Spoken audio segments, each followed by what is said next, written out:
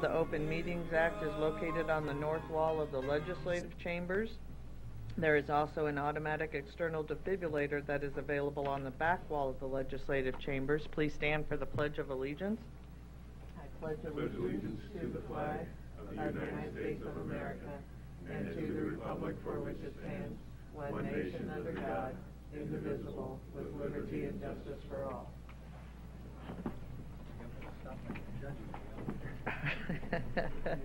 Good morning. We'll begin with the agenda for the Douglas County Board of Equalization. Roll call, please. Commissioner Boyle? Here. Commissioner Kavanaugh? Here. Commissioner Duda? Here. Commissioner Kraft? Here. Commissioner Morgan? Here. Commissioner Rogers? Here. Madam Chair. Here. Item A, approval of the minutes of the Board of Equalization meeting held Tuesday, September 12, 2017.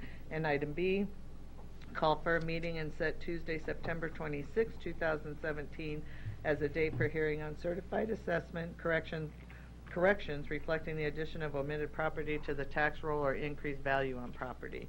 There a motion to approve A and B? Second. Any questions or comments? Please vote.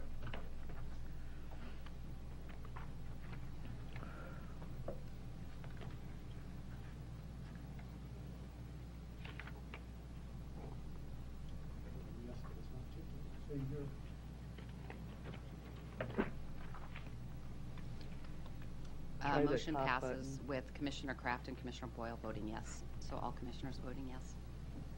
Well, Marks is going to have trouble today.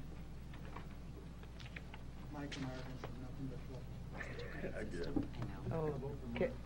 All right. The next is citizen comments. Is there anyone in the chamber wishing to speak to the Board of Equalization about an item not on the agenda? Seeing none, there are two resolutions. Is there a motion to approve D and E? Second. Any questions or comments? Please vote.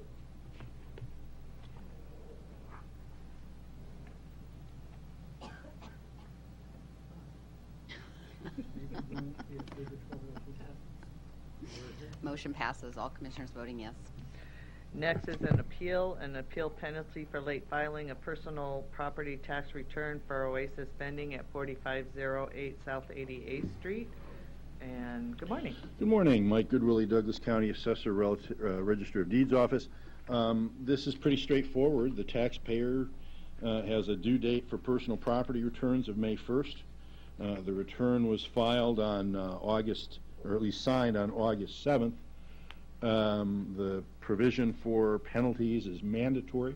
77-1233.04, I think, talks about for property reported after May 1, there shall be a penalty imposed. And so, I guess in looking at the penalty, I will give this guy credit. He didn't make up an excuse about the bookkeeper ran away or some such. He simply forgot to file his return. How much is that, Mike? I was thinking about that today. He filed the return represents a percentage of the taxes due. Going back through the calculation, he reported, I think, $39,378 in personal property. If you assume that the other political subdivisions do the same with their levy rate, the county board did last week, and leave it the same as the previous year for ease of calculation purposes, that represents $886 and change in tax.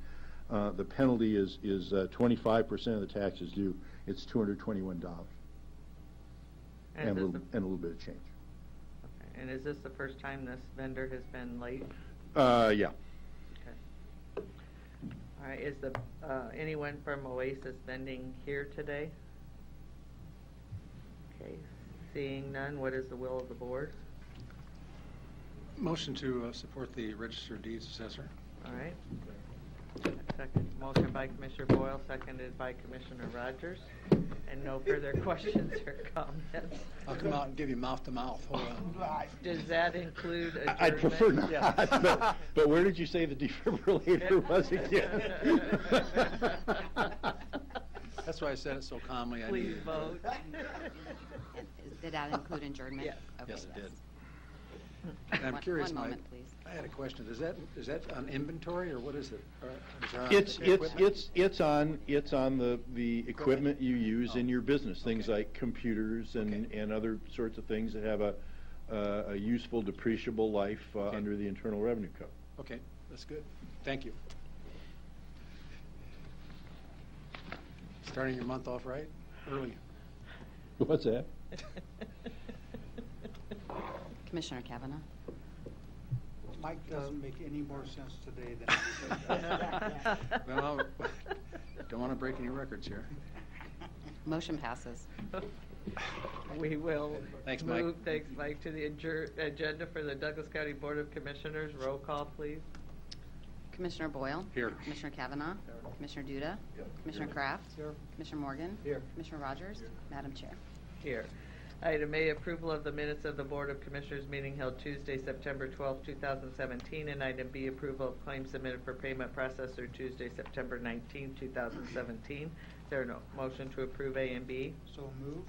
Second. Motion by Commissioner Kraft, second by Commissioner Duda. No further questions or comments. Please vote. I'll be abstaining. There's a check for me. Okay, thank you.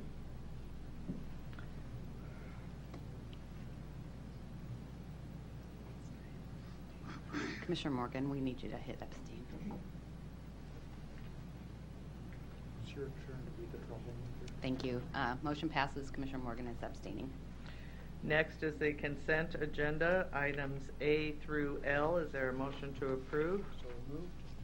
And motion by Commissioner Kraft, seconded by Commissioner Rogers. Any questions or comments? Yep. Commissioner Duda. Thank you, Madam Chair. I just want to say, item H, appointment of Randy Porter to the Extension Board. Randy is here. I Oh. appreciate him coming down, and if anybody had any questions or anything, just want to acknowledge his presence here.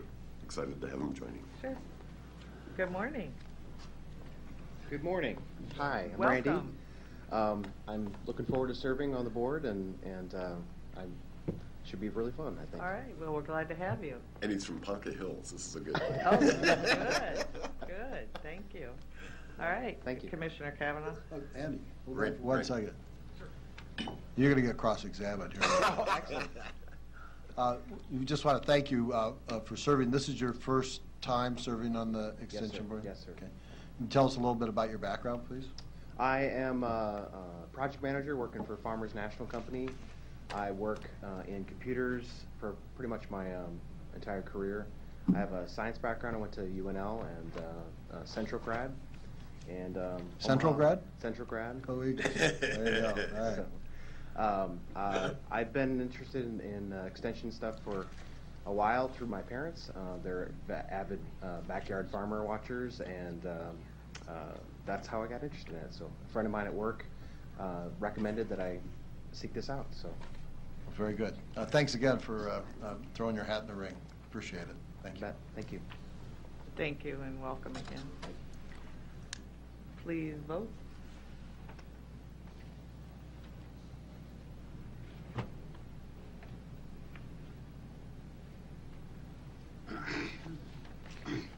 Motion passes. All commissioners voting yes. Next, we'll move to citizen comments. Is there anyone in the chamber wishing to speak to the Board of Commissioners about an item not on the agenda? Seeing none, we'll move to presentations. We have a presentation by the Autism Center of Nebraska, Inc., requesting that county issue its tax-exempt revenue bonds for the benefit of ACN in the amount of $5 million, principal amount of the revenue bonds. Steve Likes from Kutak Rock. They're outside. Oh. In the, I saw them. Yeah. We need to get them. Yeah, let's get them. I think Jim's getting them. Okay. Oh, you're not. We have our own sergeant at arms here. Yeah. Brad, will you put your head out the door and ask if there's a Mr. Steve Likes? Thank you.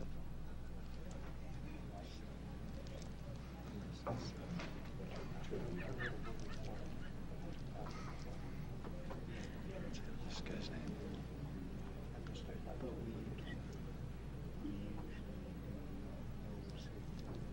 You know, somebody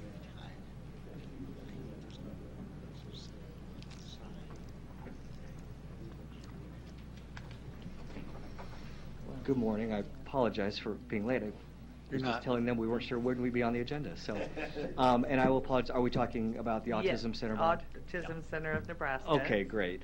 Good morning, everybody. Good morning. My name is Steve Likes, Likes. I'm an attorney with the Cutak Rock Law Firm here in Omaha. I'm here today on behalf of and with representatives of the Autism Center of Nebraska, who are requesting that the county board issue a tax-exempt revenue bond on behalf of the Autism Center. The proceeds of the bond would be loaned to Autism Center, who would then repay the bond through revenues of their facilities and their services. We've got with me today some representatives of Autism Center of Nebraska. We've got a representative of First National Bank Capital Markets, which is acting as the placement agent on this. We have representatives of the purchaser of this bond. And in a second, I'd like to ask the Autism Center folks to come up and talk to you all about the great things that they do for this community and the purpose of the bonds. I'd like Craig Jones with First National to come up and talk to you just a little about the financing. And then I'd like to come back and answer any questions that you all might have. I apologize for not saying this in advance. We're not here today asking that the board take any action today. We're just here to talk to you about the proposal.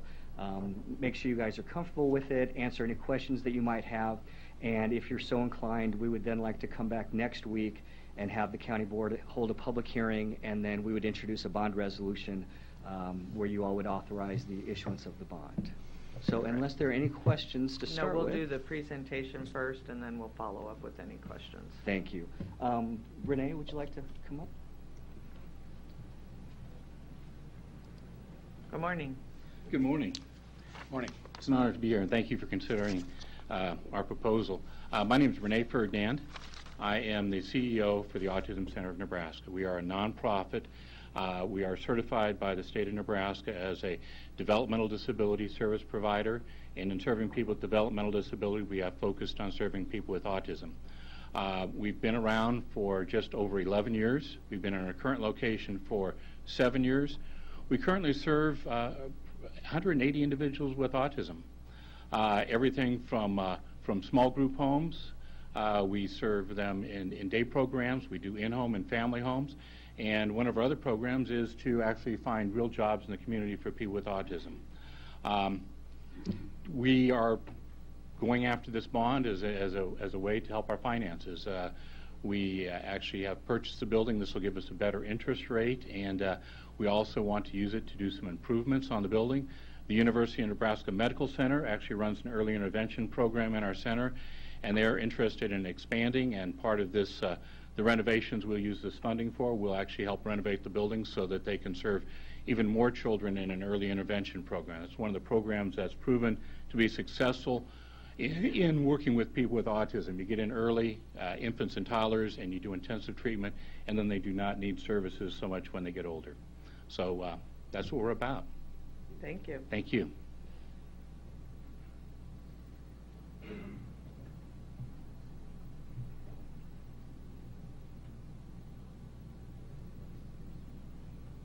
Good morning.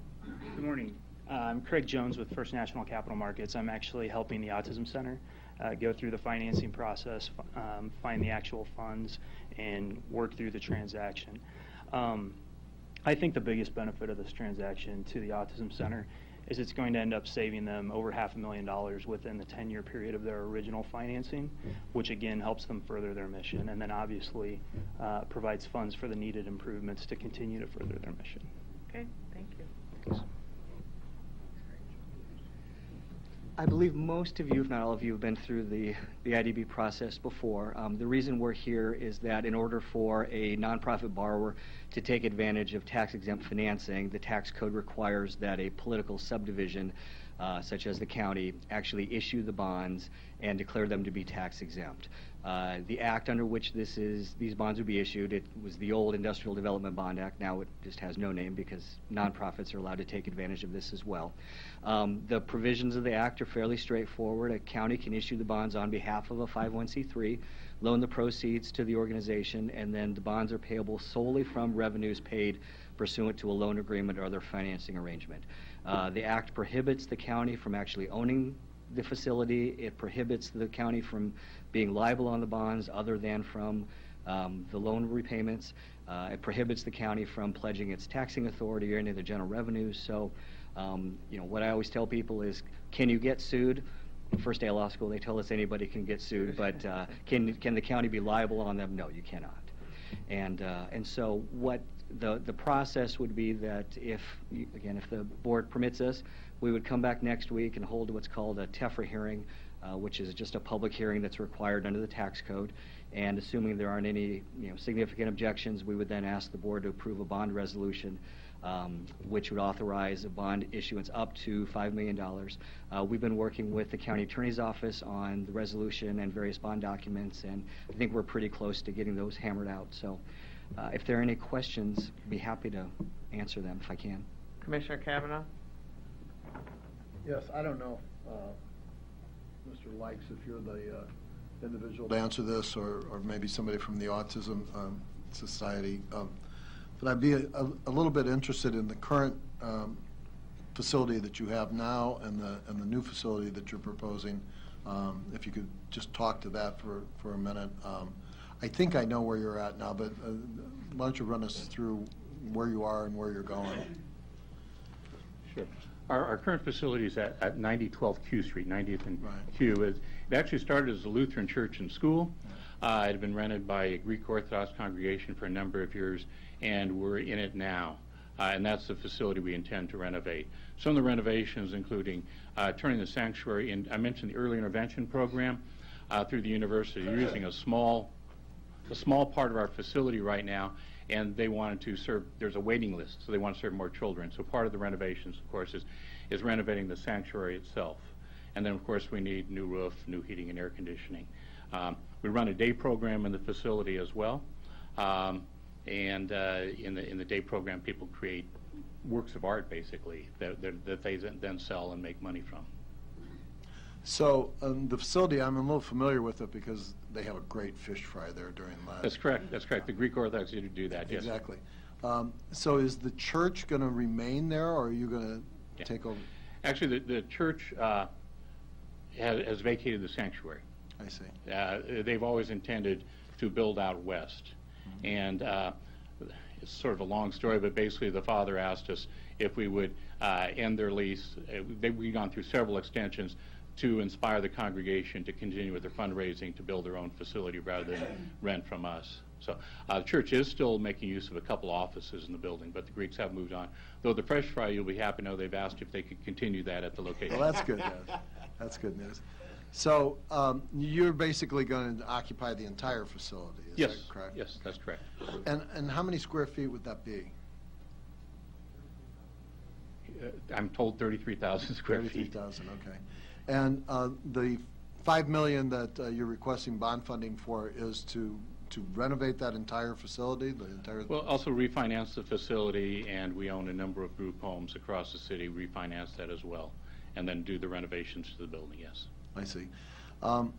So there's not going to be any new construction at this site? You're not going to expand or build onto it? No, that's not our intention. Okay. Just renovate the existing facility. And these satellite facilities, what are those? Well, we own group homes. They're actually neighborhood group homes.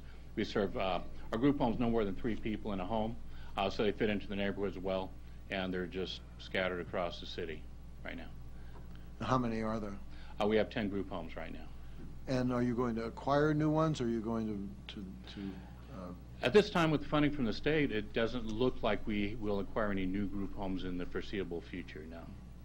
So what proportion of the $5 million that you're requesting will go to the renovation of your main facility, and what proportion would go to renovating these group homes? That will defer to our chief financial officer on that question, if you don't mind. Sure.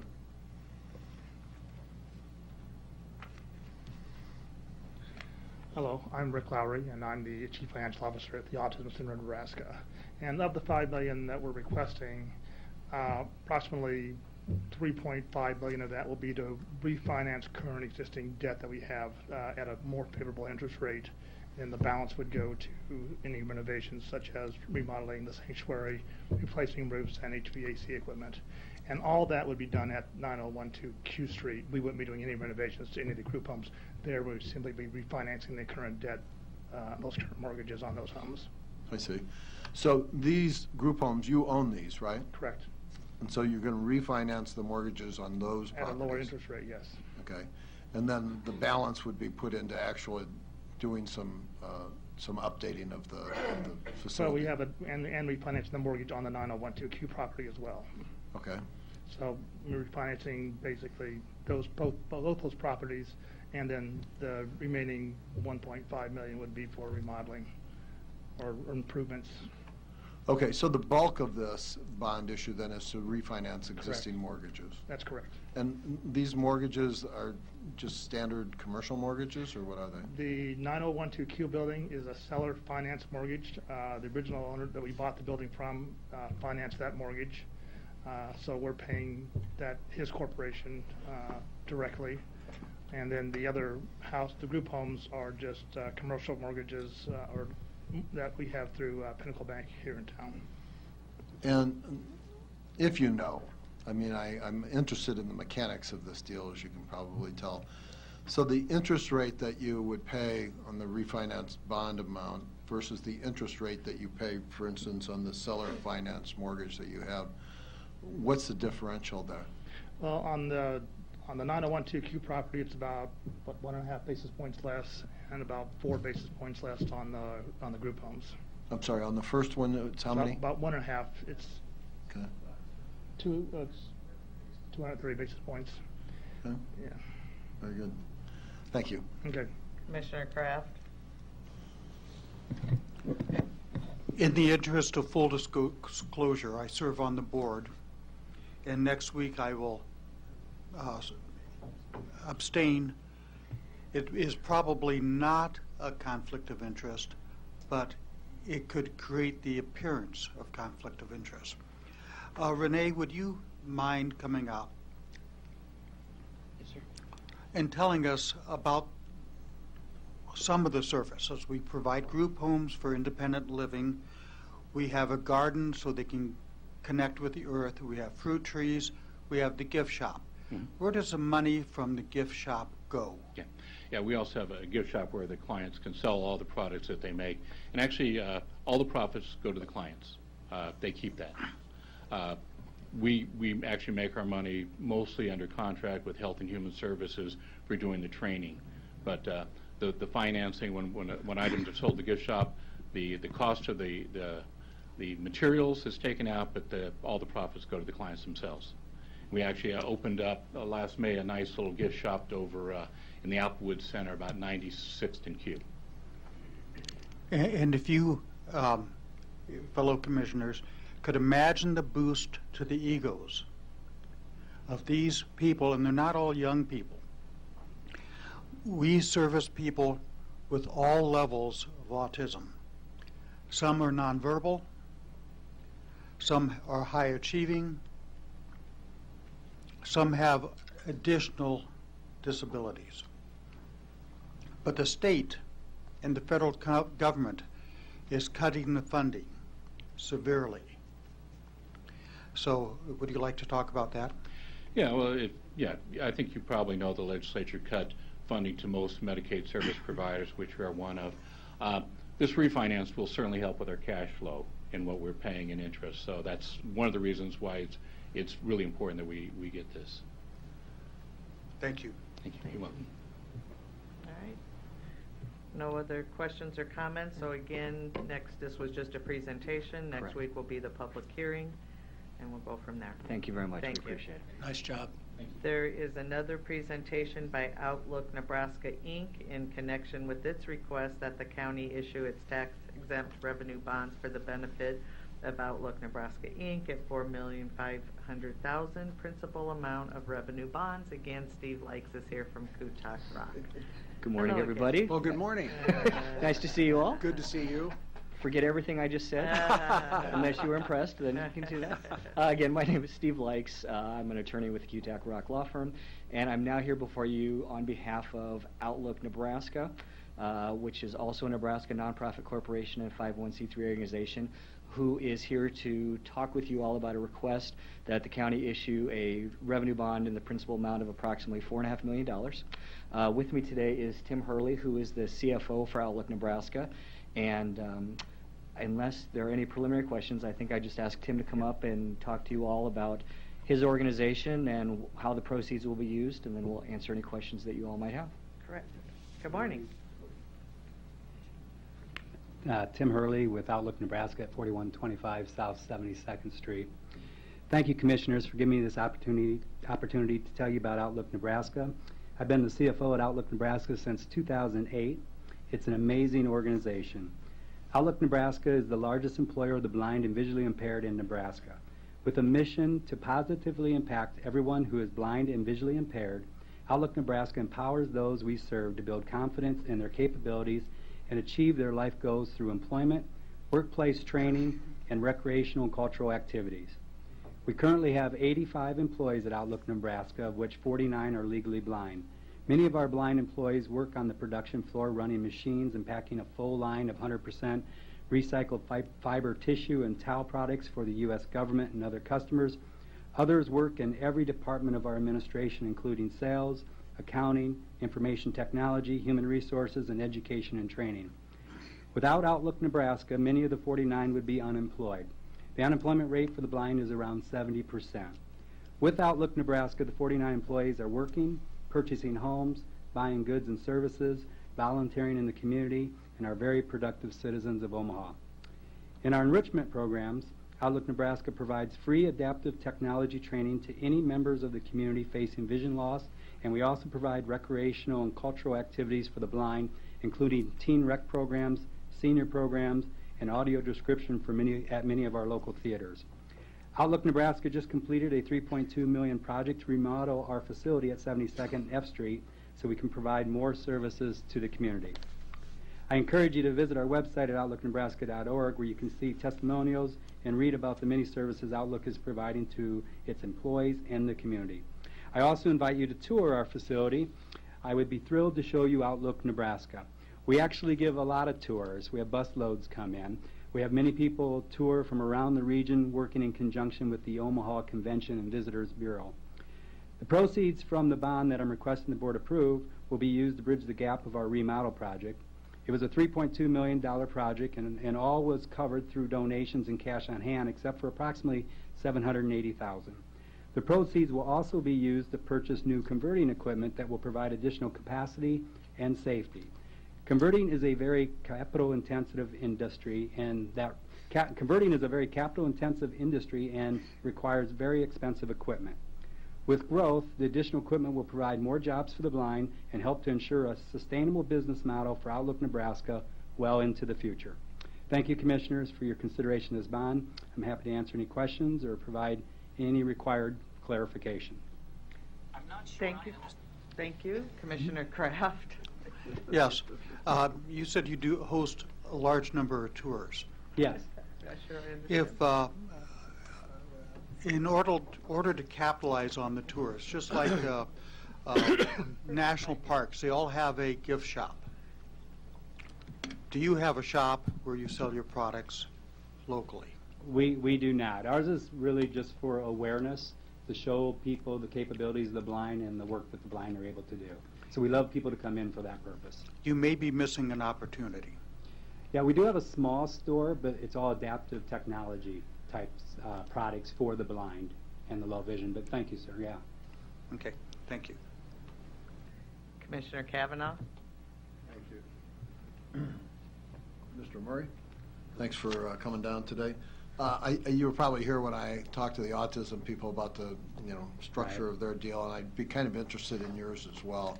So the $4.5 million that you're requesting bond funding for, how does that break out in disbursements? What are you going to do with it? So $780,000, $800,000 would be to help finance the $3.2 million remodel. The remainder, the $3.8 million, will be to purchase additional converting equipment. What we do at Outlook Nebraska, huge parent rows, about 3,000-pound parent rows come in. We convert them down to everyday use, and that equipment's called a rewinder. We already have 2 rewinders in the shop, 7.1, which produces all of our single row tissue, the small tissue, and then we have another machine that produces all of our other products, hand towels, center pole towels. That other machine's getting older, so we're going to be purchasing a new swing line which is going to take most of the funds. We're also going, and the swing line is actually a very diverse piece of equipment. It can produce all of our products, the small single-roll tissue, it can produce the hand towels, etc. Interesting about our equipment, we put voice technology on all of our equipment rather than visual. We have visual also, but we put voice technology and we put camera systems so the low vision can blow the equipment up very large on a screen. So we have low vision folks operating all of our rewinders, and we have fully blind people operating our pelletizers. Also, we'll be purchasing a new pelletizer for the line for safety purposes. They're the two major purchases. And this will all be at your facility there on 42nd Street? On 72nd and F Street. Yes. 72nd now, okay. And so the financing will all go into that facility? Yes. What's the exact address? 4125 South 72nd Street. Outlook Nebraska owns an LLC called Outlook Properties. Outlook Properties actually owns that entire complex at 72nd F, and then we're a tenant. We own it, but we're a tenant. Goodwill's on the north, Outlook Nebraska's in the middle, and Crown Cork's on the south side.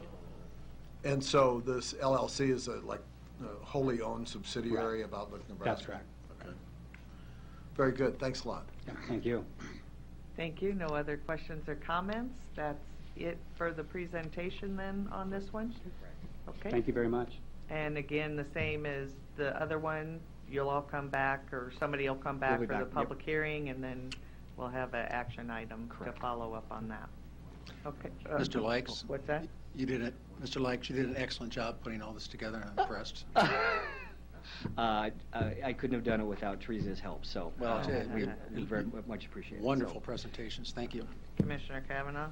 I'd like to second that, and I believe your mother's judged that, is that right? depends on who's asking, but yes, that would be my mother, yes. When I was a young man, she taught me religion, of all things. And I worked with her at the Public Defender's Office, and she's a fine lawyer and a good judge. Please give her our best, and tell her she should be proud of herself. I will do that. Thank you very much. Thank you all for your time. We appreciate it. Thank you for being here today. That is it for presentations. Next is Finance Committee. Item 1, the budget report as presented, unless anyone has any questions or comments. There is an action item, approval of a resolution setting preliminary tax rates for miscellaneous subdivisions as provided by Nebraska Revenue Statute 773443, and this is brought to us by our Finance Director. Do you have anything to add to that, Joe? Just that this is the kickoff of, over the next month we'll be establishing the levies for all the different subdivisions, and these are the ones that come first, and then by the middle of next month we'll get all the SIDs and all the various ones. So and all these numbers come from the subdivisions that submit them, and then we just compile them and put them out for approval by the board. Okay. Is there a motion to approve? So move. Second.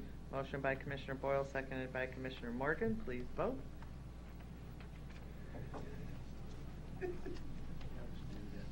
Oh, Duda. I'm sorry. I'm sorry. Seconded by Commissioner Duda. Sorry.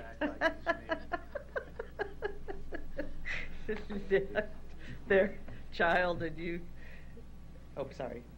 I haven't announced it yet. Motion passes. Child and Youth Services, the Douglas County Youth Center report by our director, Brad Alexander. Good morning. Good morning. Did you say Good morning. everybody voted yes? I didn't hear you. It's okay. Oh, yeah. There was going to be a no vote. That's what I asked.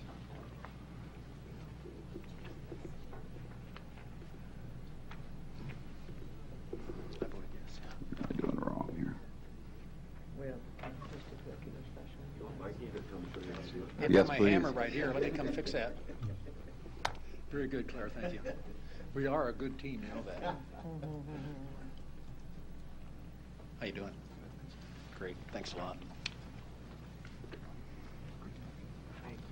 The murals. The murals. Thank you.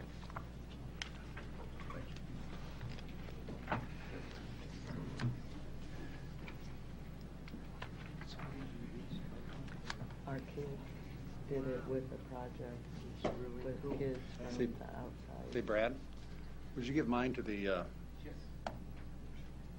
was- fellow out there that's taking notes? Thanks. Good morning, Commissioners. Brad Alexander, Superintendent of the Douglas County Youth Center. Good morning. Here with our September report Great. from the Douglas County Youth Center. My intention is to, unless you have questions, to skip through some of the statistical slides. There's a couple that I want to point out because there's things that we just need to continue to keep on our radar, but some of it I think you're already aware of and you have it in front of you. So with that, we'll skip to slide number 3. We held 2 graduations in August, and I think that I'd reported the last time I was in front of you that it was 3. Unfortunately, one person got released prior to our ability to perform that graduation, but we did hold 2. Yes. They just didn't. The ceremony didn't take place at the youth center. Today and tomorrow, we're hoping to get the kids off to a good start with their school year, reconnecting with families. So today and tomorrow, we'll hold parent-teachers conferences. The family liaison has done a really nice job of reaching out to families, and we're hoping for a good turnout today and tomorrow. The foster grandparent program, just another update on that. They weren't unable to find a volunteer for us initially, so they're actually conducting a recruitment drive, hopefully to help us out. As I mentioned, Mark had went and provided a presentation to them, and obviously that went really well. He's been asked to serve on their board, so I don't know what his decision is yet, but that the offer is there for him. The yoga, this will be, I'll remove this from the report going forward. We're all set. They've completed their training, and the scheduling issues have been worked out, and it looks like we're going to get rolling on October 3rd, so it should be good to go there. Now we've got a couple of new programs that we're excited about. Dusk to Dawn, and this is a program that Commissioner Rogers connected us with these folks. And so Charity Evans, she's a trauma surgeon and at UNMC and a director of Dusk to Dawn. She's going to come out, and I'll know more on September 21st. I'm somewhat familiar with the program, but we'll learn more when she comes out on September 21st, and I'll probably report back to you next month regarding that conversation. But it's a youth violence program. It's geared towards young people between the ages of 12 and 18, and as you can read there, but my understanding is that it exposes them to the reality of and the consequences of their actions when they engage in violent behavior, and some of the struggles that their friends and family members go through following these events, and certainly the challenges that the trauma surgeons have to keep people alive, honestly. And there's also a classroom portion that's going to discuss issues that relate to values, emotions, risk factors, problem solving. So again, we'll learn more on the 21st, but it sounds very promising. U-Turn. This program is also, it's accredited by UNMC. It was started out of the University of Phoenix, but it's the U-Turn staff that actually deliver the curriculum and the program. It's a gang prevention program, 25-hour curriculum, 4th grade through high school. They have the activities there that you see, but what's nice is they deliver those activities at an age-appropriate, in an age-appropriate manner. So we met with them yesterday, and they start, their PREA training is scheduled for, they've got to go through PREA training, and that's scheduled for September 25th, and hopefully we'll get started shortly thereafter. Another new program that we have coming up for the young people, and this one is specific towards for girls. Mark had met with Nicole Allison with Nebraska Children's Home Society, and they will be providing this program again specifically for girls and the topics that you can see there. But what excites me about it is historically the girl population represents 25% of the population at the youth center. Looking at just this year, January through the end of August, that population is actually a third of our total population. So we're seeing the girls come up. And so we're hoping that, that this might be an opportunity for us to help address and maybe curb that trend a little bit. And Commissioner Kavanaugh brought up the high rate of STDs last month, and that's a part of this conversation too that they'll be having with the girls. And so that, along with the Due Justice program, a couple of ways in which we're trying to help deliver some information that might help some people.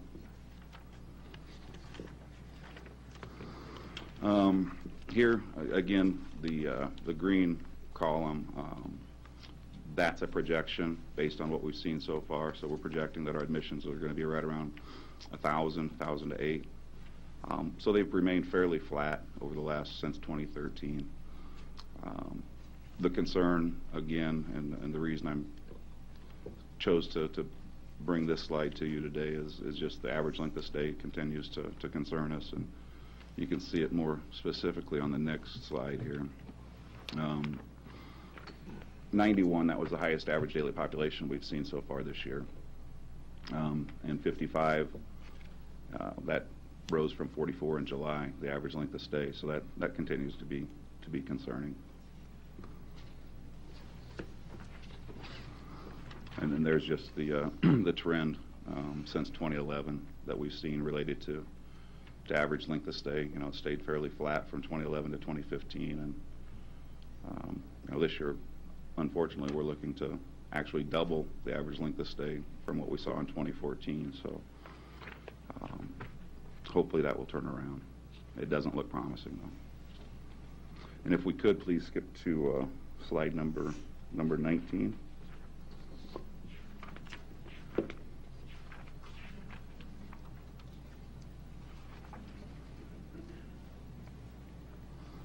And the reason I bring this slide to you is Commissioner Boyle had asked, you know, why are the kids here?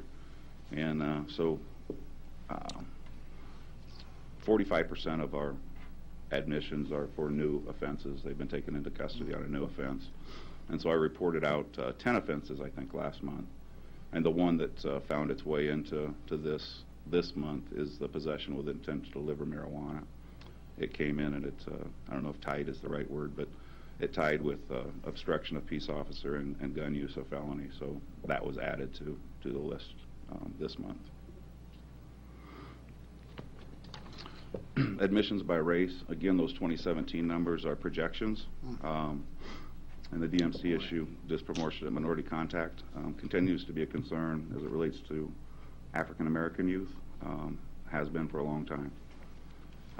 The one that kind of crept in here and I think we need to take a closer look at is the Hispanic/Mexican population. You can see where that's looking to increase fairly significantly over what we've experienced the last few years. So that's something that the DMC committee, I hope, can take a look at. Now, if we could skip to slide 25, please.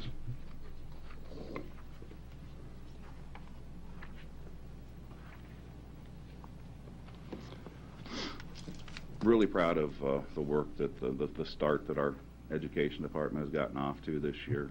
Just outstanding. 120 total credits earned by the young people at the youth center. Mark was relentless in terms of his desire to see the partial credits come back for our youth, because unfortunately they don't always stay long enough to earn a full credit. So our hope was that they could just be rewarded for the work that they did do, and it was through his efforts that they brought that back and are now accepting the partial credits. So thanks, Mark. And then on to slide 32, please.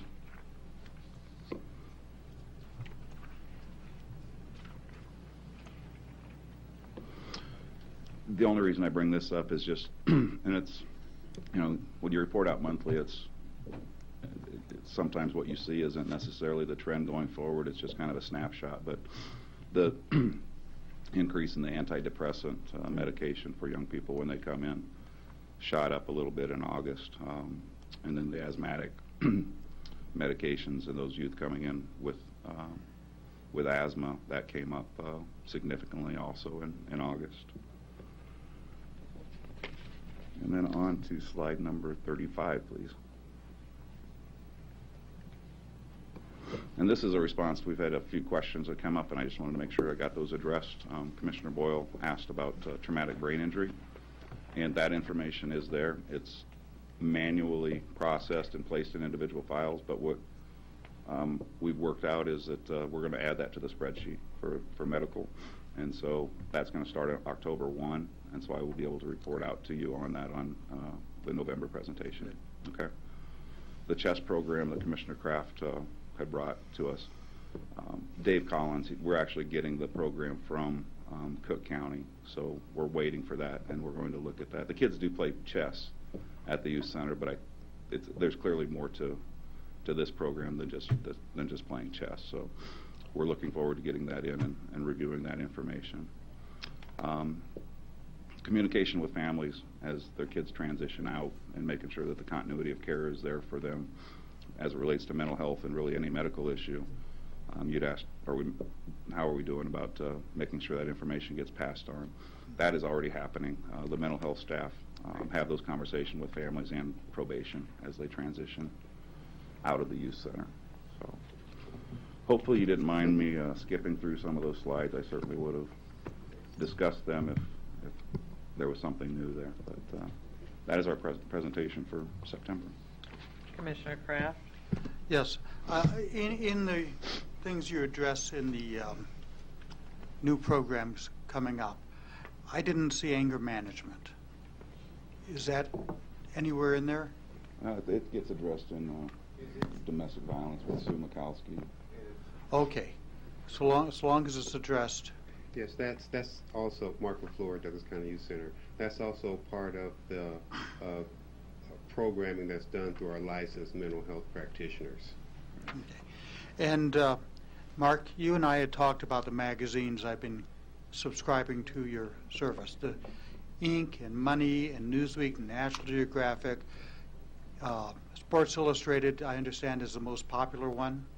Yes, that one gets beat up a little bit more than the other ones. But So they're all being taken advantage of. So if I could make a plea to members of the audience and other commissioners, if you have Sports Illustrated and National Geographic, we send the Smithsonian. I'm trying to remember what else we send, but there was also a Popular Mechanics. Oh yes. Popular Mechanics and Popular Science, even if it's last month's or the months before. Bring it either to the youth center, bring it to my house, bring it to county board offices, and these magazines will go to the youth center, and if not to the youth center, they will go to the adult correctional facilities. Yes, sir. They're very well appreciated. They're easy reading. They improve the reading. They improve the grade level of reading. They improve the desire to read. And improving that desire is so important. Now, about a year ago, you did a presentation on a video presentation where you came in and interviewed nationally. Any feedback from that? That was from the National Pass Institute Portable Assisted Study Sequence. And funny you should ask, they've reached out to us last month and would like to come in and get follow-up information. Oh, really? That's good. Yes, sir. Yeah. But have you had any feedback from anybody else who's seen that? Yeah, we've received a few calls from other detention facilities and asked how it worked for us. So we were able to share how it worked. And the challenge is always providing enough of a foundation of different opportunities for you. Some work better with books, some work better with the online learning, and we have both. Thank you. I have no further questions. Commissioner Rogers? Brad, so elaborate on 9 and 10 and what you're seeing now as the cause. What's the main driver of the ALS? Average length of stay? My best guess is the legislation, and I'm blanking on the LB number right now, but that required youth that may have been filed in adult court previously on misdemeanors, class 3 and class 4 felonies, and all of those were pushed into, required to start in juvenile court. And when you look at the trend for that, it's right on spot. When that bill goes into effect, that's when we start seeing the average length of stay climb. So is the issues processing them through then, since all of them are starting there, is that fair? Yeah, I think that's fair. They, you know, they go through some things in the juvenile system that they wouldn't go through in the adult system, you know, the evaluations and so forth. So a lot of those numbers are waiting for placements and stuff to come through? There's some that wait for placement, but it's not terrible right now. You might, I think our goal should always be when there's a disposition issued by the court and it's ordered, the youth should leave. You know, the goal should be immediately to get to where they're going to get the help that they need. So it's capacity thing, fair state capacity? I think that's, yeah. Okay, thanks. Commissioner Boyle? Brad, I just want to, as I did with the attorney who was just here, thank you, first of all. The slides you present are readable. People at home, I know, can see them, which is really important. And I want to take the time to thank you for your leadership, and Mark's as well. I mean, the whole staff over there is really, really standouts. And the amazing thing to me is that the amount of time that you've been involved in this, you don't get burned out. You keep hanging in there. I appreciate and, that. You know, working with us, all of 7 of us, and working with the bureaucracy and all the other things that get cumbersome. I really appreciate your dedication. I just want to say so publicly. And I want to thank Commissioner Rogers for being so vigilant and active with your committee and your organization.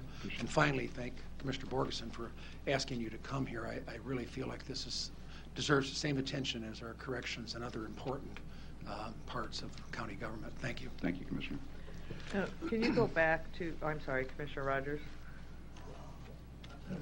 Yeah, so on 35, the bullet point 3, are we to the point where we're able to talk the facilitation of soft handoffs?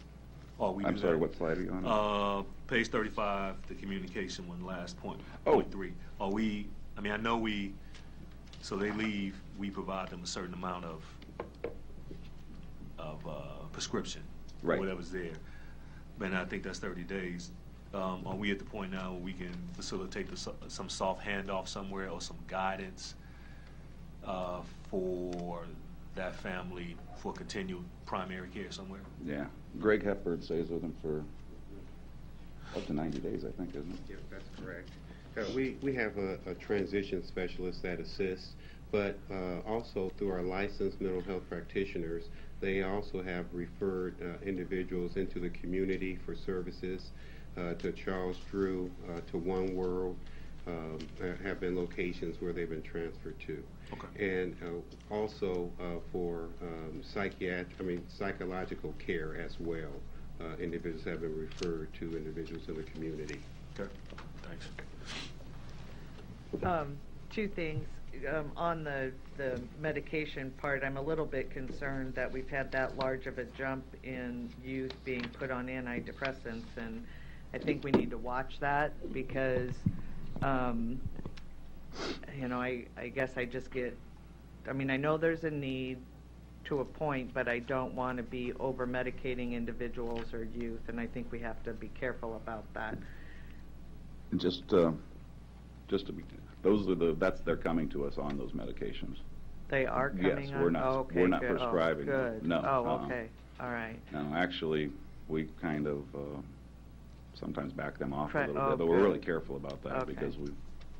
So can you match, though, the individuals that are either coming in, we don't put anybody on while they're in there? On occasion, yeah. Okay. I mean, So can you track the ones that are on medications like that with those that have been identified with brain injury? yeah, I think so. Yeah, the information for both is there, so it's just a matter of connecting the dots in, I think. All right, I'd just be curious as to what that looks like. And then back to Commissioner Rogers' slide on the average length of stay. Explain to me again, I understand the cause we're thinking is because children that started out in adult are now starting out in the juvenile system. But what's the cause of them staying with us? It's what problem at the state level? I don't know if it's necessarily a problem at the at the state level. It's just more of a process issue when they start in the juvenile court. I mean, we are a rehabilitative system, and so they're looking at, sometimes kids are coming in on an offense, but they end up getting some sort of level of care that on paper doesn't look like it's really associated, but it was identified through the evaluation. So they do those sort of things that in the long term I think are helpful, but it does require some of the, and the kids that are now no longer starting in adult court and have been moved to juvenile court, I mean, those are some felonies, so they're in some instances fairly, you know, serious situations that they've been involved into, which can take a little bit longer. Well, I guess that this is one of those where, again, you know, we can make the statement that we think the legislation caused this, and now I think that if we have these numbers that we can kind of see the trend that's occurring, the next question is, what is it costing us? And so there's got to be some ways that we can figure that out so that we can have that conversation with the state as to, okay, here's again a domino effect that occurred. Yeah. Not saying it was wrong to do that. Right. I'm just saying that these are costs that now are being bared by our county taxpayers in this regard. So what is that figure, or what's the increase? If it is waiting for placement, is it placement? I think you said, Commissioner Rogers, the capacity of places to be able to take this increase in kids, or is it the capacity for them to get in there and do the assessments in a timely manner? Yeah, you'd think that'd be an easy fix. Right.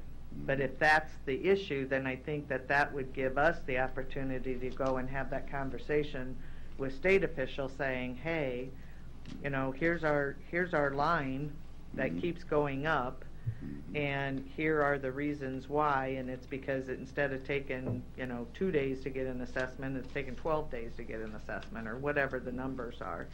If there's a way to start quantifying that issue of the average length of stay increasing, I think we'd have a better chance to make better arguments at the state level.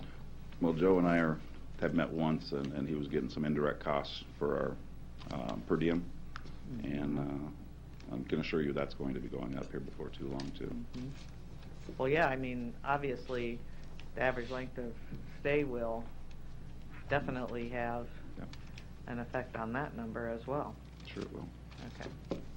Okay. Commissioner Rogers? I wanted to add on your point. I think, and Brad, you have to correct me, I'm thinking after hearing this for a while, one of the issues before everybody started going to juvenile is you can get a certain level that if they go to the county court, they might just throw them out. Or, you know, like you said, the process is different. And I know for one point there was some people that thought because the system was rehabilitative that if some kids went through county other than juvenile, you may have missed an opportunity to try to give them a service to prevent the reoccurring piece.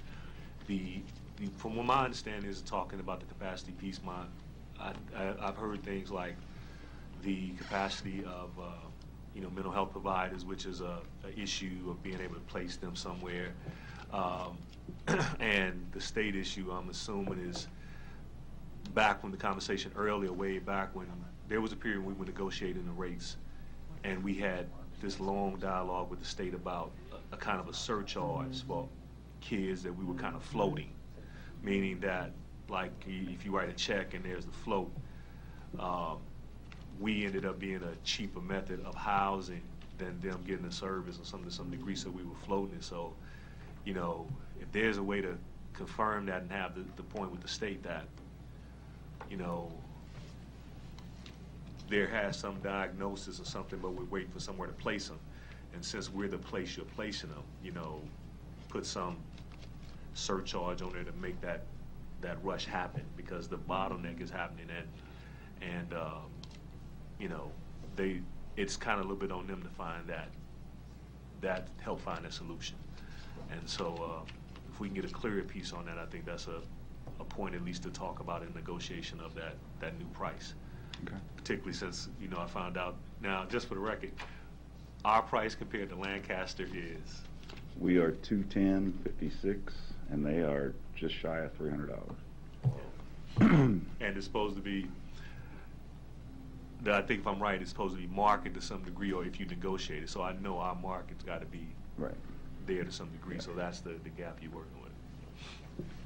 Thank you. Nothing new. Well, and we had that conversation, as you said before, but, you know, the assessment piece of it, are we having trouble with those children getting their assessments in a timely manner, or is it after the assessment and then being able to figure out or to place them where they're supposed to go? I think the evaluations are a part of it for sure. They're just taking longer to get to disposition. If they would have been in adult court, they would have found their way and probably went home on probation in many instances, and that would have happened fairly quickly. But through the process of juvenile court, it takes longer. Well, are there ideas or recommendations to speed that up? I think, and a lot of new cases got pushed into juvenile court, and I know there's issues with the 6th juvenile court judge. I hope that will help as well, to balance out those caseloads and even the new ones that they're seeing since that legislation. All right. Well, There's some mix of, hopefully the 6th person does, but it's a whole mix of stuff that you got to kind of solve. well, that's what, I mean, you can add 10 judges, as I said before, but if you don't fix the system below that point, then you're, again, going to have a whole lot of people sitting around with a whole lot of average lengths of stays increasing. So, you know, they may be able to go in front of a judge, you know, maybe a little quicker, but if everything else doesn't keep pace, then we're not solving our problems.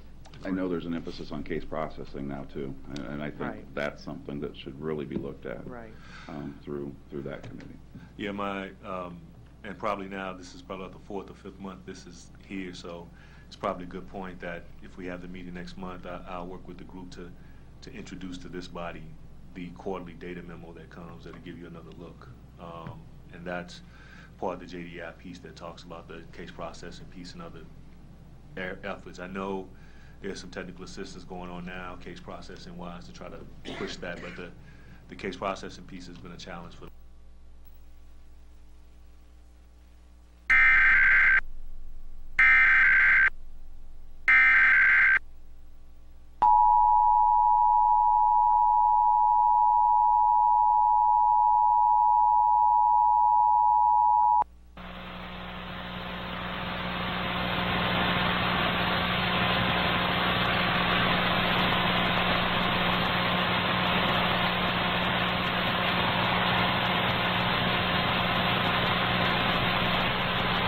This is a monthly test of the emergency alert system for broadcast stations and cable systems of Nebraska in cooperation with the FCC and other government authorities.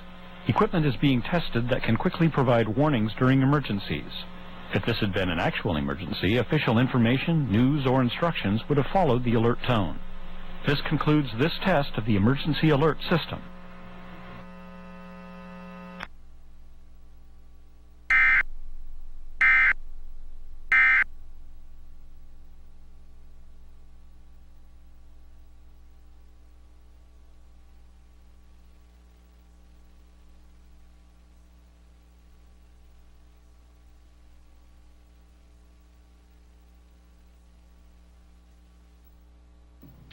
An evaluation's been done, and yet the court date is out sometime. Okay. She works to try to get those kids in. Does she have success? Yeah. Yeah, she's actually really responsive. I mean, is it does she cut the stay by a couple of weeks, or is it just a day or two? I don't know that that's ever been tracked, but I know she has a level of success. I'd like to be interested to hear what she has to say, or Tom Riley does about it, just because we need to let them know how much we support their efforts and your efforts, I think. Okay. I don't know how we do that exactly, but we can't have an employee come in and give us a report. It wouldn't be appropriate, but I'd like to hear from her. Mm-hmm. Commissioner Rogers? I would say it's probably two pertinent things. One, this conversation has happened with Riley before. I mean, he has this person that's expedited, but the question is kind of being, how does that expedited work? Because in some people's eyes, the expedited could be in Brad's shop or it could be in juvenile court. I mean, Tom's had this for a while, but I don't know if there's, like you're saying, a fair measurement of if that has moved stuff through the system. There's, you know, that's a fair conversation to have about expediting, putting it there, and making a more universal discussion. The other piece too is that there, for lack of being able to prep this up a little better, there's a lot of discussion about the court's calendar. Yeah. There's a lot of discussion. There's a call that happens every day at 11 o'clock. And on that call is supposed to be the public defender, the county attorney, and people responsible for the case. And the call started a while back. We tried to perfect it, probation's facilitating it to try to work through the case processing piece and get things prepped before they go to court at 2 o'clock. And there's different sides of each of the arguments. So if you want, I mean, we've had these meetings before this meeting sometimes to get that cleared up, but it's probably a conversation that you can have with Don and Riley together, because each side thinks that the other needs to give a little bit to make this case processing thing work. So it's very complicated to talk about out here. So thank you. No further questions or comments. Thank you very much Thank for you. your report. Excellent presentation. Thank you. You guys Thanks, have a nice Mark. day. Enjoy your day. The last item for the child youth is the final appointment to the Community-Based Juvenile Service Aid Grant Committee Team Advisory Council. Is there a motion to approve? So move.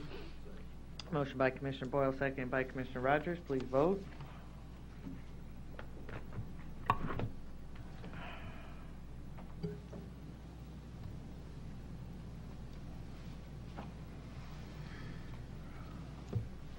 Motion passes. Human Resources, weekly personnel report from Civil Service as presented, unless there's questions or comments. Nothing legislative yet.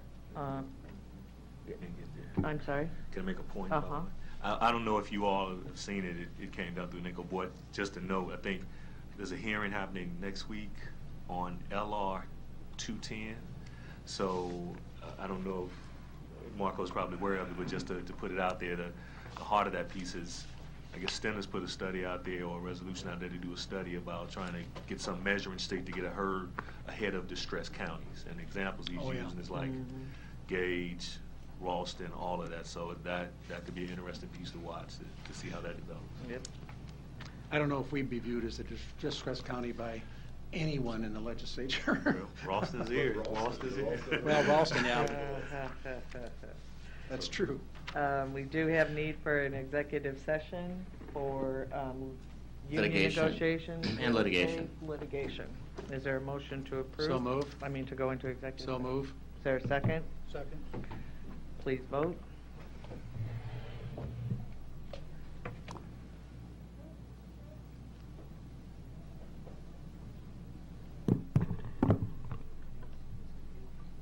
Commissioner Kavanaugh? Not yet. I would like to commend the acting county clerk here, the chief deputy, Sherry Larson, done a great job today, Sherry. Thank you. Motion passes. Commissioner Boyle is voting yes. So 7-0. Thank you. Thanks.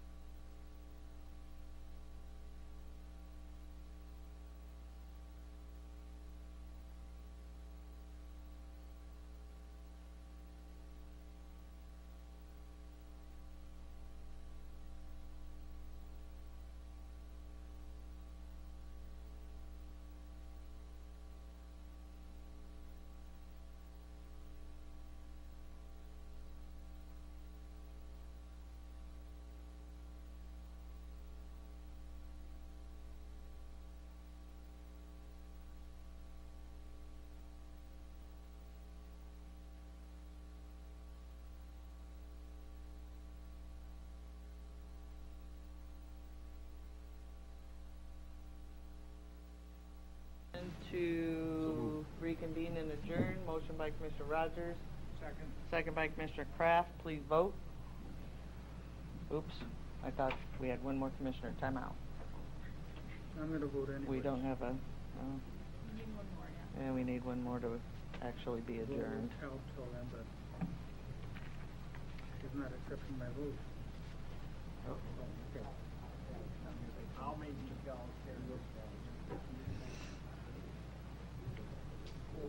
Can one of you vote so we are, Hey, Chris. legal? Got it all there, little Ellen? I like that little. Motion passes.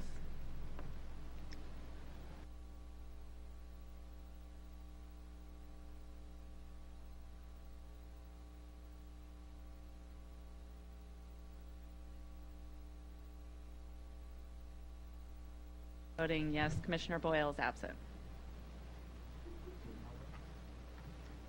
Hey there.